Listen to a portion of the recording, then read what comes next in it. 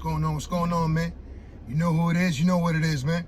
It's your boy Big June, back at it, here with another episode of Big June Sports Talk, where sports discussion becomes sports debates and so on and so on, man. But we touch on the good, the bad, and the ugly. Everything and anything associated in the sports world, I touch on this platform, man. Before we get going on this episode, hit that like button, hit that subscribe button, man. Tell a friend, tell another friend, man. We could discuss it, debate it, go at it toe-to-toe, however you want to go. But when it comes to the sports world, you know, quick reminder, quick recap of what this platform is all about. It's a lot of /ESPN /Court TV. You know, cause I take a deep dive and look at the certain cases in the sports world associated with certain sports athletes, teams, leagues, etc. But it is what it is, man. So, you know, I just dropped the episode on the NBA Finals preview. Right now, it's currently 2-1. Boston's up. Game 4 tonight. You know, there's a lot of back and forth going on as far as that series goes. You know, you even got Draymond Green's wife, you know, Al Horford's sister tweeting their lives out. You know, it is what it is. Like I said in the beginning of that episode, it's going to be an exciting, interesting series moving forward. And, you know, let the better team win. You know, as far as that, I also mentioned, you know, the Eastern Conference Finals as far as the NHL playoffs are concerned. You know, my Rangers took a loss last night, kind of devastating at the Garden. Down 3-2, heading back to Tampa for Game 6. You know, their back's been on the wall a couple of times. And they responded against Pittsburgh. You know, 3-1. That was a big deficit. Responded in the second round to Carolina. Can they pull off that magic one more time in Tampa and force a Game 7 at the Garden? I mean, let's hope for the best, man. Let's go Rangers, man. So, you know, like I always mention, man, it is an exciting time to be a sports fan. You know, WNBA, is in full bloom. Major League Baseball right now is a quarter within the season. You know, the 162 games. Right now, like I mentioned before, Yanks, Mets, looking good. Respected division leaders. It is what it is, man. Football is coming shortly. Training camp is on the way. Oh, yeah, it's an exciting time. And when I mention it's an exciting time to be an all-around sports fan, let's not forget about boxing and everything that's transpired in the last couple of months. And we about to get into that, though. You know what I'm saying? Because I got a couple of things I want to get off my chest. How I've seen a couple of these matchups, how some of these potential matchups could lead. You know, it's an exciting time to be a boxing fan. Just think about that. And we're going to get into that, and I'm going to start breaking down some of these scenarios and all that, right? But let's just start off with what happened last weekend. You know, Devin Haney versus KAMBOSOS Jr. Unanimous decision, becoming the undisputed lightweight champion. Now, all the belts run through Haney, right? Some say he dominated KAMBOSOS. It's a lot of, you know, cat and mouse game between them two leading up to the fight. I mean, we all saw it. So, asking yourself, do you want to see a rematch? Or should George KAMBOSOS Jr. invoke his rematch clause? Or should he just take his loss in stride? Similar to the way Teofimo Lopez did when he lost the straps to KAMBOSOS. We're all going to find out. Remains to be seen what's his next move moving forward, right? Speaking of next moves, what's on the horizon, for Tank Davis? We all seen the spectacular knockout against ROMERO in the 6th round. You know, if it wasn't for the ropes, he probably would have knocked him into the fans. What's next for Tank Davis? Now there's whispers about him and Devin Haney possibly getting it on. You know, you have Shakur Stevenson calling out some of these boys like, listen, I want all the smoke too. Don't forget about me. So now, on a two-part question, right? The first part is, what's next for Tank Davis? The second part to those questions is he still with Mayweather Promotions? Because I heard LB talking about he's still in the roster and Tank isn't going nowhere. So I guess they worked out through the kinks and got a new deal done. I mean, the back and forth between him and Twitter fingers, Ryan Garcia. As entertaining as it is, all of us rather see them in the ring, toe-to-toe, squaring up, right? When is Ryan Garcia gonna put the phone down, zip the lip, and actually fight a household premier name when it comes to boxing? Because you're always talking about someone's resume isn't up to par or doesn't match up to yours.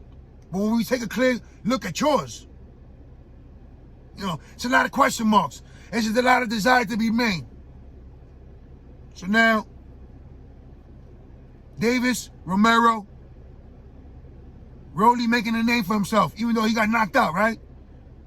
LB talking about he put all the boxers in that weight class on notice with his power display, his boxing ability during that match before he did get knocked out.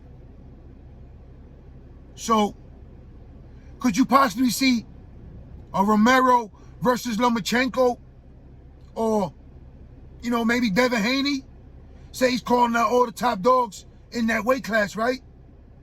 From 130 to 135, 140. The guy just talks. Maybe he just talks till he got lips. Whatever the case might be. Everyone had to be impressed for what they saw from Romero. Obviously not in the 6th round, because Tank knocked him the fuck out. But in reality, from a boxing standpoint, you had to be impressed with what you saw. Okay. So, before I get off the Romero real fast, you made a name for yourself. You're in the spotlight. Even though you took your first loss, a brutal loss, by the way, is it time for him to humble himself now that his name is out there more? Now that, boxers should be looking forward to matching up with him or possibly avoiding him? Should he tone it down? Or is that just how he is? I mean, it is what it is. It's up for debate. Yes, he made a name for himself. Yes, he impressed during the first 5 rounds of that fight. And it only takes one punch. And the frenzy, the fans going crazy in Brooklyn at the Barclays, that energy. Both boxers fed off that night. That night, they fed off it, right? But now, we had to touch on this. It is what it is. Still, for me, your boy Big June, pound for pound, best boxer in the game. And we're talking about Canelo Alvarez, right? Yes, we all saw what transpired between him and Dimitri Bivol, right?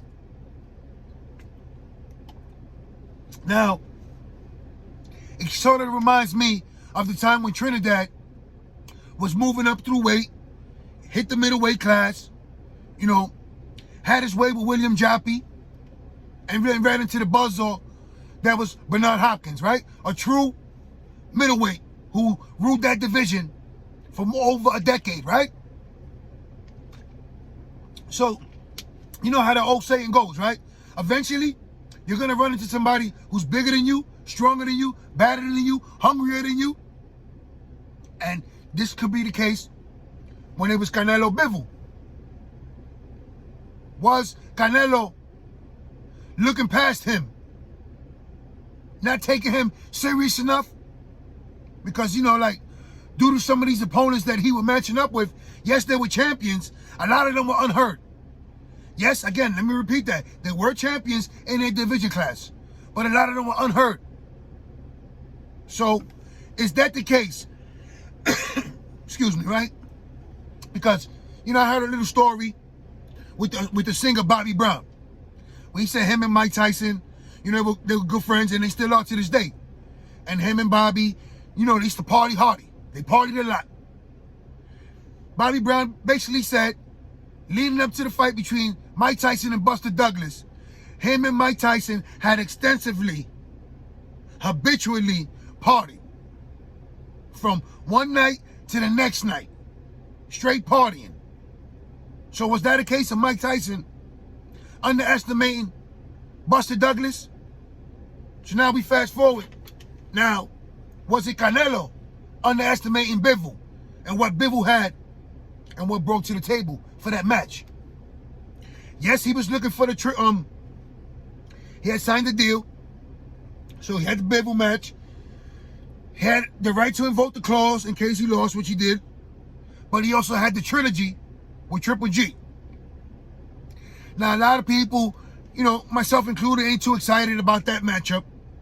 We've seen the first one. We've seen the second one. Whether you think Triple G got screwed in either one, it's over with. There's other boxers, up-and-coming boxers, like Benavidez. You got Charlo. You know, DeAndre, if I pronounce his name right. Dudes have been calling him out. Now, one thing to understand about Canelo, yes, he was really chasing that legacy. The man was constantly moving up in weight class.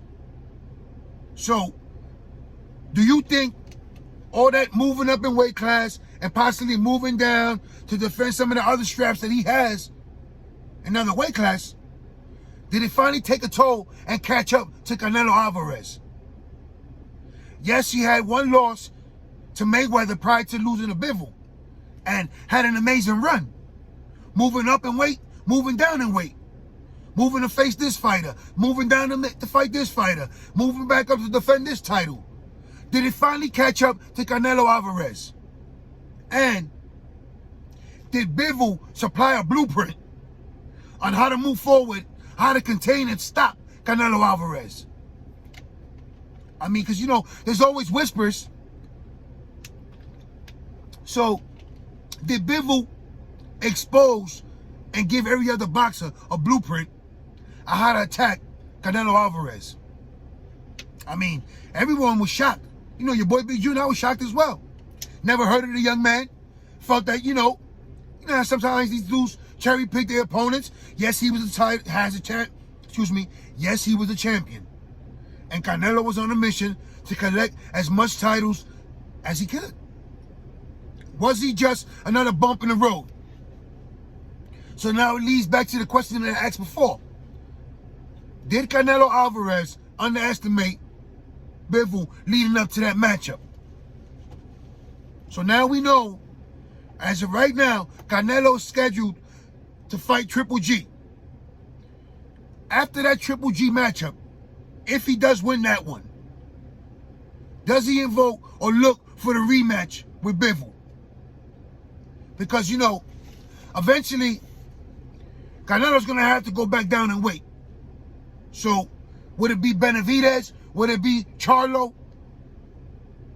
I mean, it's an exciting time. And speaking of Benavidez and DeAndre, if I pronounce his name right, why are these boxes being avoided?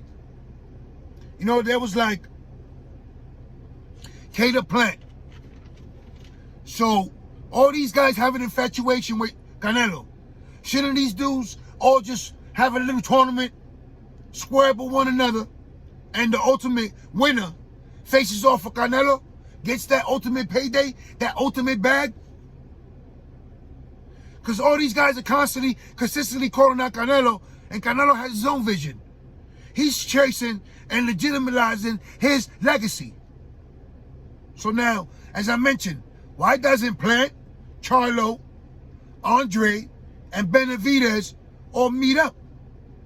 A four-man tournament with the final boxer, the ultimate winner, facing off versus Canelo. I mean, hey, I'm just throwing it out there. So it feels like some of these boxers do get ducked. That's a fact. Mention these two names real fast. One is still up and coming, hasn't really, polished his game to where it needs to be. But that punch, that knockout ability, has Edwin Berlanga. Shout out to Bushwick, Brooklyn. Looking for room for you, homeboy. And Shakur Stevenson. Now, Shakur Stevenson has been dominating and calling out a lot of names. Now, whether or not a lot of the names that he mentioned are going to rise up and, take that call out remains to be seen. As far as Edwin Berlanga, has that knockout ability. Had that streak, 14, 15 first-round knockouts. But he has to establish himself as a clear, complete boxer moving forward if he wants to dominate in any weight class. And in the weight class he's currently in, it's a lot of top dogs in that class. So in order for you to make noise and, you know, move how you're supposed to move through that weight class, you need to polish that game up a little more. Yes, you got that power and they respect that because you made them respect it. But now it's time to show them that, listen, if we got to go 12 rounds, if we got to go to the length, I'm going to punish you as a boxer for these 12 rounds. I'm going to spank you in front of everyone and let you know who the better boxer is. Because you don't want to brawl, and you don't want to go toe-to-toe with me knowing I got that knockout ability. Right? So look out for those two names on the future, even though they're already making a name for themselves. But their best is yet to come. Right? So now, you know I had to touch on this. It's coming. Us fans are finally going to get what we've been dying for. It's only a matter of days before it's announced officially. Errol Spence versus Terrence Crawford. Let me repeat that again. Errol Spence versus Terrence Crawford. I mean, it's all over social media. It's all over YouTube. It's only a matter of time before that fight is announced. Finally, right? After all the back and forth between those two, after all the matchups, undesirable matchups that us fans had to sit through, we're finally going to get the icing on the cake. We're going to get to see who is the top dog in that weight class. Is it Errol Spence or is it Terrence Crawford? Now, you know your boy Big June, on prior episodes, I stood Terrence Crawford. And I'm going to stick with Terrence Crawford in this matchup. And I just feel that he is the more complete boxer, in my opinion, your boy Big Junes, than Errol Spence. And as far as, you know, people always complaining about the caliber of opponents that this man has fought. But if you look at some of the fights Errol Spence has taken, you know, it is what it is. And that's no knock on my man Danny Garcia. And shout out to him, who's about to make his ring debut again in a different weight class, excuse me. His return to the ring. That's what I really meant to say. As he's moving up in weight class to fight the Benavidez brother. So shout out to Danny Garcia. And, you know, looking forward to your comeback. And hopefully, you know, you can make some noise in that weight class. But Errol Spence, Terrence Crawford, this is what we all have been dying to see, right? And now we're going to get a chance to see that. So, look at it from a fan's perspective. Hypothetically, because, you know, it's always he say, she say until it's actually signed on the dotted line, right? So, from all the rumors that I've been hearing, it's basically essentially a done deal between Errol Spence and Terrence Crawford. So now that Devin Haney has unified that division, are we going to get to see him versus Lomachenko? Or possibly Devin Haney, Tank Davis? I mean, some juicy matchups, man. Or maybe you could throw in Ryan Garcia somewhere in that equation. So us fans are finally going to get them see those desirable fights that we've been clamoring for. It's been a while. It's been a while. Just looking at it like that. Yes, you had the Canelo that he fights twice a year, has entertained us. But now, with Terrence Crawford, Errol Spence on the horizon, with Devin Haney unifying that weight class, with Shakur Stevenson talking about he wants all the smoke, with Charlo saying this is the time for him and Canelo to get it. There's a lot of juicy fights or possible juicy matchups if given the right direction, if the money's correct, if, you know, everything aligns that us fans have been dying to see. And you know your boy Big June, I'm saying it now. Again, I'm rolling with Terrence Crawford on that fight against Errol Spence. And if Devin Haney and Tank Davis get in that ring, I'm rolling with Davis. And you know, as impressive as Devin Haney was, and shout out to him and his whole camp for getting the job done, going in a hostile environment, a whole different country, and getting it done. You know, some people said that, you know, KAMBOSOS really wasn't any type of competition towards him, and he shocked the boxing world when he defeated Teofimo Lopez. But they were always saying that Lopez and Haney were on different playing fields as far as when it came to boxing, right? And the fundamentals of boxing were on display in that fight, because the jab was established and Devin Haney took it from there. So shout out to him, shout out to his camp, and I'm looking forward to the champ defending his crown and to see who he's going to defend it against. Some exciting fighters in that weight class. You know, the top of the top. Forget about the noise and the chattering, the Twitter, and all this other crazy shit that goes on social media. We want to see them fights, and it's about to happen. And soon to set it off will be that Terrence Crawford, Spence. And before I get off the show, I want to thank y'all for the love and support. All my family, friends out there in New York, stay safe, stay sharp, stay blessed, stay alert. Hit that like button, hit that subscribe button. I got a lot of shows on the horizon. You know, stay patient with your boy. I'm working through the things and just doing what I do, working on my 40 hours in the job and hanging out with these episodes. And honestly, I don't know what happened with Anchor as far as the audio. And I want to apologize for that and all the fans that, you know, supported me through that. But, you know, this boxing and some of these matchups and some of possibly these matchups that soon will be signed, you know, has to have all us fans excited. And I want to apologize for the noise, the AC, but you know, as I mentioned in prior episodes, I live in Florida, man, and it's kind of hot out here, man. So again, man, stay safe, stay sharp, stay blessed, stay alert. Tell a friend, tell another friend, hit that like button, hit that subscribe button, man. I'm out of here. One.